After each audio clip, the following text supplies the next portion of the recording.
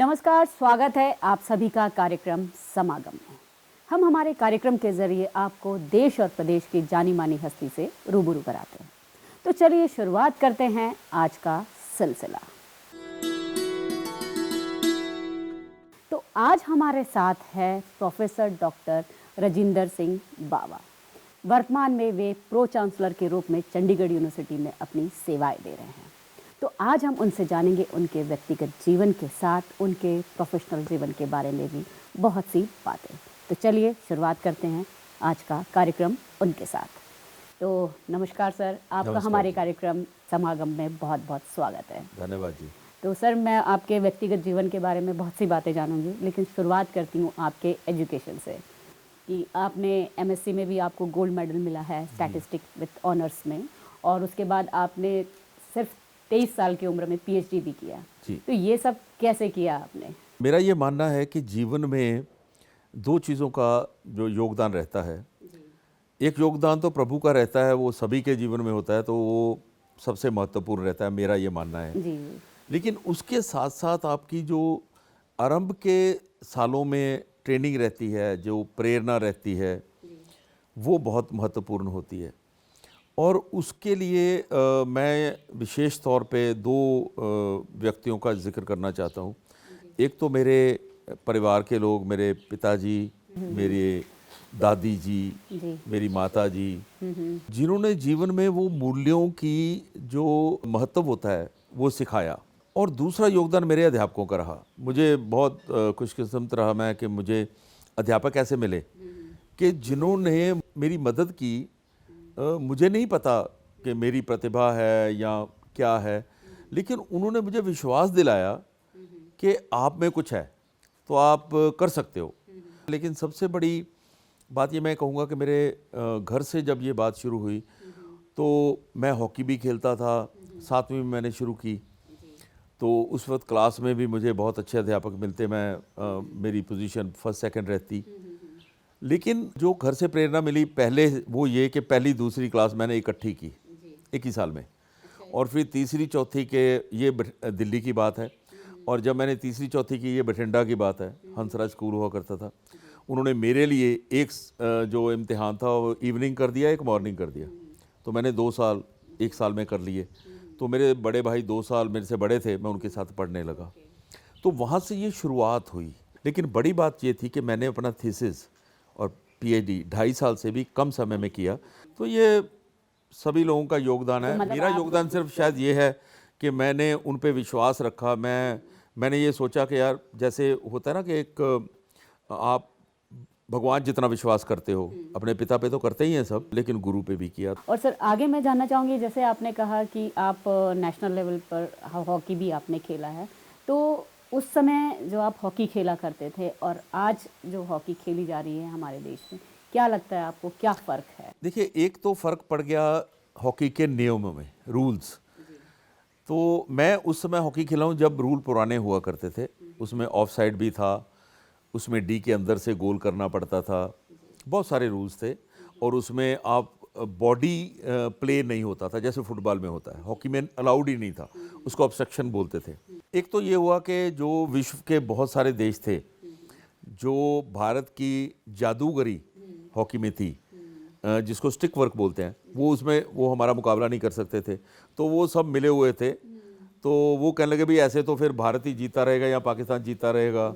तो गोल होते नहीं थे, रूल्स ऐसे थे, ऑफ साइड हो गया, डी के अंदर नहीं जा पाए। तो उन्होंने कहा कि रूल चेंज किए जाएं। चलो, होते हैं, हर गेम में रूल चेंज होते रहते हैं।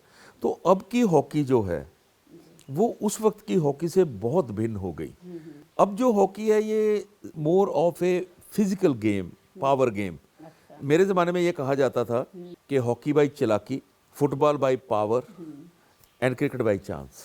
तो क्रिकेट तो बाई चांस अभी है, फुटबॉल अभी भी बाई फोर्स है, लेकिन हॉकी जो है वो बाई चालाकी नहीं रही, वो भी बाई फोर्स हो गई है। इट्स मोर फिजिकल वर्क, आपकी फिजिकल फिटनेस काम करती है, आप कितना टैकल कर सकते हो वो करती है, लेकिन अभी भी टेक्निकल है। तो बहुत कुछ बदल गया। लेकिन अब ये है कि जब हॉकी किसी मैच में 3-4 गोल ना हो तो बात नहीं बनती। हॉकी का जो फेडरेशन है उसके जो चेयरमैन होते हैं, हम देखते हैं कि वो जनरली पॉलिटिकल पोस्ट बन गई है, आपको क्या लगता है कि इस पॉलिटिकल पोस्ट के होने से क्या फ़ायदे और क्या नुकसान? इसमें ऐसा है कि थोड़ी बहुत पॉलिटिक्स तो शुरू से रही है, लेकिन अब देश में हॉकी की बात करें या वैसे भी हर जगह पे पॉलिटिशियन ने अपने आप को स्थापित कर लिया है। तो मैं अगर इसको इस तरह से पुट करूं कि technocrats versus politician. Technocrat means शिक्षा की बात करें तो शिक्षाविद, अगर टेक्नोलॉजी बात करें तो कोई बहुत बड़ा इंजीनियर, कोई दूसरी ऐसा स्पेस साइंटिस्ट। तो होना तो ये चाहिए कि पॉलिटिशियंस को एक दायरे में उनको रूल करना है, क्योंकि वो देश का व्यवस्था चलाएंगे, लेकिन हर जगह पे पॉलिटिशियन हो वो नहीं होना चाहिए।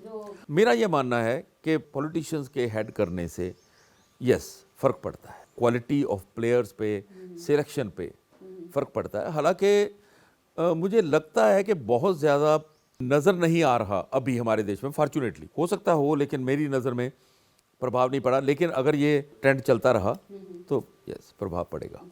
कई ऐसे पॉलिटिशियन जो यूनिवर्सिटी से निकल कर आए हैं, स्टूडेंट पॉलिटिक्स हुआ करती थी, लेकिन आज हम देखते हैं कि यूनिवर्सिटीज़ में स्टूडेंट पॉलिटिक्स लगभग ख़त्म सी हो गई है। मेरा ये मानना है कि स्टूडेंट्स यूनिवर्सिटी से निकलते हैं, अच्छी बात है, क्योंकि ट्रेनिंग ग्राउंड है यूनिवर्सिटी। जहाँ वो इंजीनियरिंग के लिए ट्रेनिंग ग्राउंड है, दूसरों के लिए ट्रेनिंग ग्राउंड है, वहाँ वो पॉलिटिक्स के लिए भी ट्रेनिंग ग्राउंड है, तो वो होनी चाहिए। लेकिन अनफॉर्चुनेटली क्या होता है कि कई बार वो पॉलिटिक्स ऐसी हो जाती है कि वो विश्वविद्यालय ही एक पॉलिटिकल ग्राउंड बन जाता है।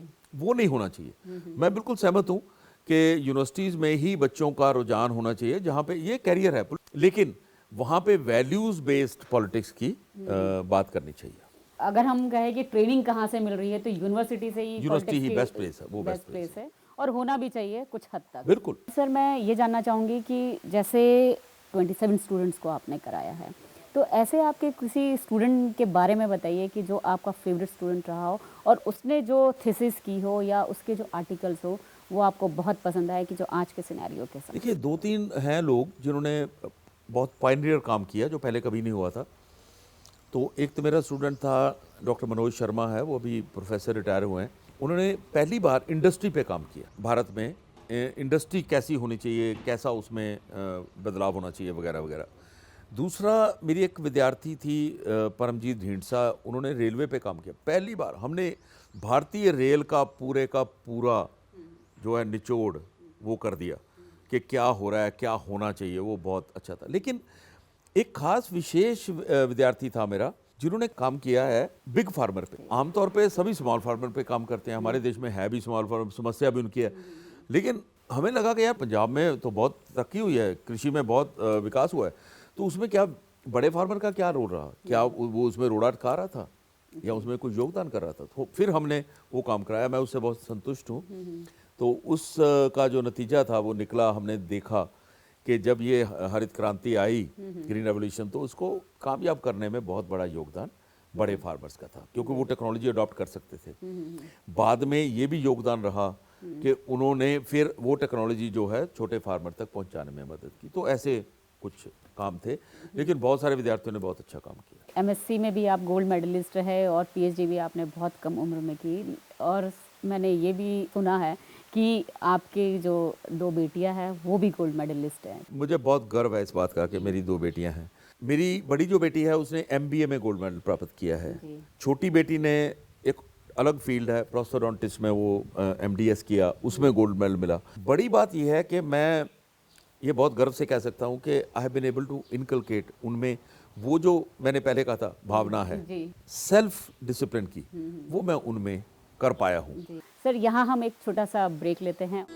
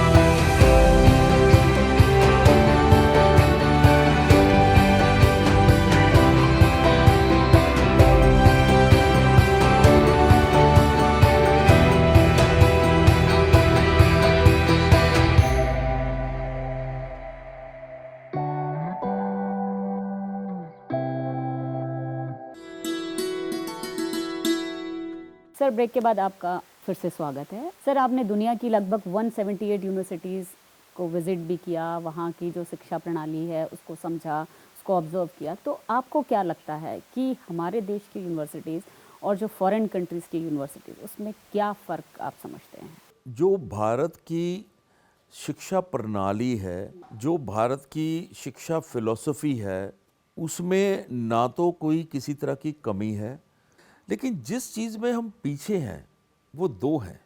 एक टेक्नोलॉजी, वहाँ पे सरकार का योगदान टेक्नोलॉजी प्रोवाइड करने में, रिसर्च सपोर्ट प्रोवाइड करने में बहुत महत्वपूर्ण है, और उसी की वजह से वो यूनिवर्सिटी जो है दूसरों से आगे है। दूसरी बात जो मैं समझता हूँ वो ये है कि वहाँ पे बहुत ऑटोनॉमी है।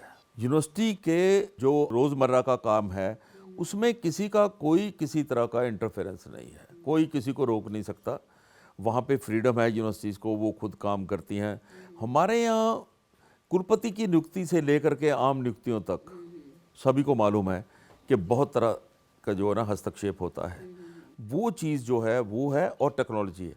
अदरवाइज़ हमारे ही बच्चे, हमारे ही अध्यापक वहाँ जाके बहुत बढ़िया कारगुजारी कर रहे हैं। तो हमारे यहाँ के जो स्टूडेंट्स हैं, वो जब बाहर जाते हैं पढ़ने के लिए, ये सोच के जाते हैं कि वहाँ पढ़ाई करके एक अच्छी जॉब मिल जाए, लेकिन वहीं रह जाते हैं। तो क्या लगता है आपको कि क्या यहाँ से जो पलायन फॉरेन कंट्रीज़ में हो रहा है? मेरा ये मानना है कि 90% वो इसलिए जाता है कि वहाँ पे उसको अच्छी शिक्षा भी मिले, उसके बाद अच्छी रोज़गार मिल जाए। अब ये कहने में मुझे किसी तरह का संदेह नहीं है कि भारत में अभी रोज़गार के जो मौके हैं वो विदेश के मुकाबले में बहुत कम हैं। हमारे यहाँ अभी हालांकि जो निजी क्षेत्र है, प्राइवेट सेक्टर है, उसमें बहुत अच्छी नौकरियां मिलनी शुरू हो गई हैं, लेकिन फिर भी जो आप कहें कि उनकी सैलरीज हैं, रेम्यूनरेशन है, वो बाहर के मुकाबले बहुत कम है। दूसरा बात जो हमें थोड़ी सी मुझे लगता है कि तकलीफदेह है, लेकिन है सच, कि हमारा जो आम रहन सहन है, क्वालिटी ऑफ लाइफ, वो हम पिछले बात करें 72-73 साल में हम ज़्यादा उसको अच्छा नहीं कर पाए हैं। सरकार कोई भी हो, मैं किसी सरकार के बारे में कुछ नहीं कहना चाहता, लेकिन हमारे जो प्रणाली बनी है, हमारे जो सिस्टम बने हैं, और करप्शन एक बहुत बड़ा मुद्दा रहा है, लेकिन करप्शन के अलावा जो प्लानिंग है, जो प्रायोरिटीज़ हैं कि हमें किस चीज़ को पहले करना चाहिए, उनमें कमी है। तो क्वालिटी ऑफ लाइफ के लिए बच्चे जाते हैं, प्लस फिर वहाँ जा कर के, हालांकि वो वहाँ खुश नहीं रहते सारे के सारे, क्योंकि वहाँ का जो सामाजिक व्यवस्था है वो हमारे अनुकूल नहीं है, लेकिन जो जीवन स्तर, हाँ, वो बढ़िया है, ये हमें मानना पड़ेगा। लेकिन मेरी आशा है कि आने वाले समय में वो भी इम्प्रूव होगा। हमें अपनी प्रणाली बदलनी चाहिए, उनको हमें उनका स्वागत करना चाहिए, और उनको ये मौका देना चाहिए कि वो जो सीखा है, जो करना चाहते हैं, उनको कर सकते। तो सर, मैं अब जानना चाहूँगी आपकी चंडीगढ़ यूनिवर्सिटी के बारे में, जिसमें आप वाइस चांसलर भी रहे 8 साल तक, और अभी आप प्रो चांसलर।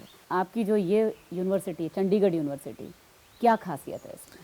चंडीगढ़ यूनिवर्सिटी जब 2012 में बनी तो हमने सोचा कि वो सारी चीज़ें जो हमने सीखी हैं, जो जिसकी अपेक्षा हमारे से समाज करता है, भारत की सरकार करती है, पंजाब की सरकार करती है, जिससे जो बच्चे हमारे से अपेक्षा करते हैं वो सारी इंप्लीमेंट करनी चाहिए। तो हमने बहुत सारी फ्लेक्सिबिलिटी रखी, बच्चों को बहुत सुविधाएं दी, और चंडीगढ़ यूनिवर्सिटी इस वक्त जो है लगभग 143 एकड़ में फैली हुई यूनिवर्सिटी है, 30,000 से ज़्यादा विद्यार्थी हैं।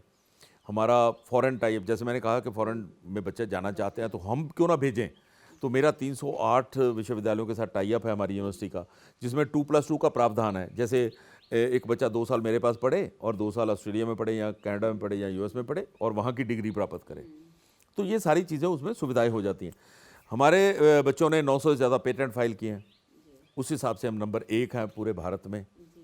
और अगर प्लेसमेंट की बात करें, जो विशेष बात होती है, कोई बच्चा जो दाखिल होता है यूनिवर्सिटी में, तो सभी का जो अल्टीमेट एम होता है वो, यार मुझे नौकरी तो मिलनी चाहिए। माता पिता भी कहते हैं कि भाई मैं इसकी टोटल फीस 6-7 लाख रुपए दूंगा 4 साल में, तो इसको मिलेगा क्या?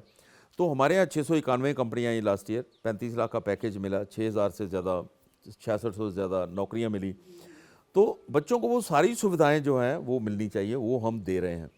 Chandigarh university A+ accredited university है नैक की, और हम प्राइवेट विश्वविद्यालय हैं, 361 प्राइवेट विश्वविद्यालय हैं पूरे भारत में, केवल 4 A+ एक्रेडिटेड है। सो हम उन 4 में हैं और we are the youngest university. पूरे यूनिवर्सिटीज़ की बात करें तो 1079 यूनिवर्सिटीज़ हैं, उसमें केवल 26 यूनिवर्सिटीज़ A+ हैं, तो हम उसमें भी शामिल हैं। कि जो मौका मिला, चाहे प्राइवेट विश्वविद्यालय के तौर पे मिला, हमने कोशिश की है कि हम इसको दूसरों के मुकाबले में बेहतर करें। और मेरे पास पूरे भारत के 28 राज्य और 8 केंद्रीय शासित प्रदेश और 45 विदेशों के बच्चे यहाँ पढ़ रहे हैं मेरे पास। अब मैं जानना चाहूँगी, आज का जो सिनेरियो चल रहा है कोरोना महामारी के समय, जो बच्चों की जो ऑनलाइन क्लासेस चल रही है, इस ऑनलाइन क्लासेस से बच्चों का कितना नुकसान हो रहा है? मेरा ये मानना है कि पढ़ाई का नुकसान 3-4 वजह से हुआ। पहली बात कि हमारे देश में अभी हम इस बात के लिए तैयार नहीं थे कि कभी क्लास में ना जाना पड़े और हमारे पास इतनी टेक्नोलॉजी हो। एक तो कनेक्टिविटी नहीं है, दूसरी बात ये है कि जो संस्थाएं हैं उनके पास टेक्नोलॉजी नहीं है। तीसरी बात जो बहुत महत्वपूर्ण है कि बच्चे स्कूल में जाते हैं तो केवल शिक्षा प्राप्त नहीं करते हैं, उनकी फिजिकल एक्सरसाइज होती है, उनका दूसरों से मिलना जुलना होता है, वो कुछ संस्कृति के बारे में सीखते हैं। तो बच्चे घर में रह करके, बड़े बच्चे ख़ास तौर पे इरिटेटिंग हो जाते हैं, उनमें बहुत सारी जो है मानसिक तनाव बढ़ता है।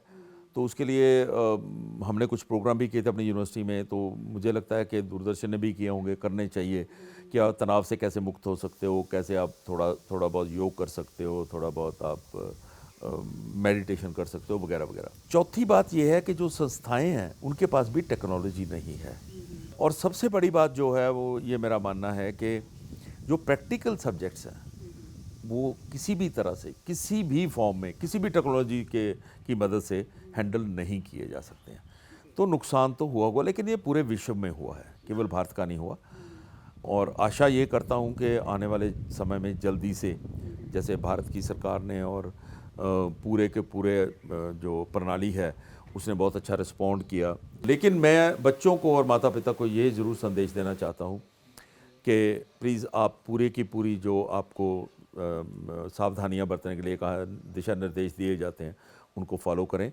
और जल्दी से जो उनका नुकसान हुआ है, डेफिनेटली हुआ है, 100% कवर नहीं हो सकता ऑनलाइन में, तो प्रैक्टिकल भी करें और बाकी चीज़ें करें। स्कूल विशेष तौर पे ये ध्यान दें कि पहले आते ही बच्चों को जितने प्रैक्टिकल मिस हुए हैं वो सारे करवा दें, ताकि जल्दी से सारा जो कवर हो जाए।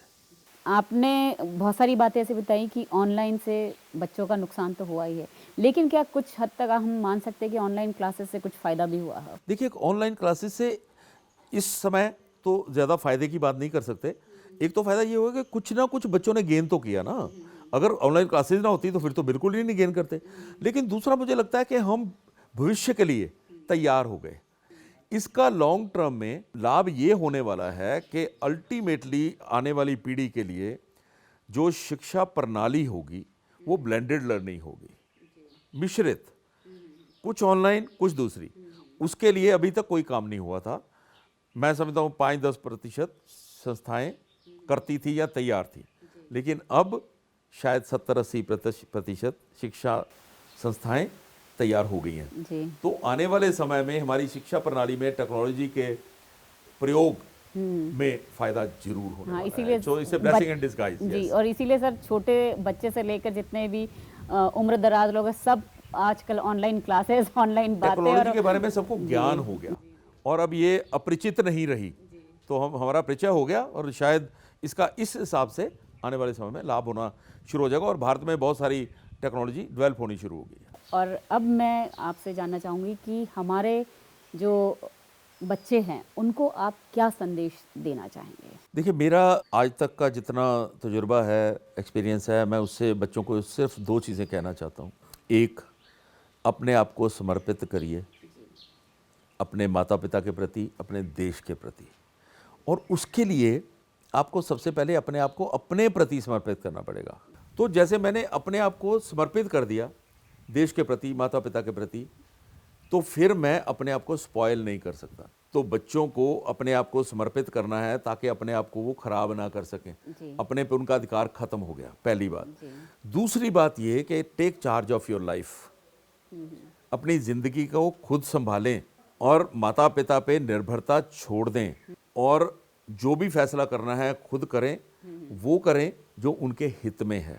तो सर आपने बहुत अच्छी जानकारी दी, तो आपका हमारे कार्यक्रम में आप आए, इसके लिए आपका बहुत बहुत धन्यवाद। मैं आप सभी लोगों का धन्यवाद करना चाहता हूँ। मैं दूरदर्शन का विशेष तौर पे धन्यवाद देना चाहता हूँ। मेरा ये मानना है कि दूरदर्शन एक बहुत महत्वपूर्ण कार्य कर रहा है हमारे देश में, और मैं तब से देख रहा हूँ जब से दूरदर्शन शुरू हुआ था, और तब मैं तो पढ़ाता था अभी, लेकिन जितना योगदान दूरदर्शन ने किया है हर क्षेत्र में और विशेष तौर पे शिक्षा के क्षेत्र में, तो मैं धन्यवाद भी देना चाहता हूँ, प्रशंसा करनी चाहता हूँ, और आशा करता हूँ कि दूरदर्शन इस देश की शिक्षा प्रणाली को बदलने का जो कार्यक्रम है उसमें अपना योगदान जारी रखेगा। तो सर आपका बहुत बहुत धन्यवाद। आपने हमें बहुत सी अच्छी अच्छी जानकारियाँ दी और आत्मनिर्भर भारत की तरफ हमारे जो आज के युवा है कैसे बढ़े उसके बारे में आपने बहुत सी बातें बताई।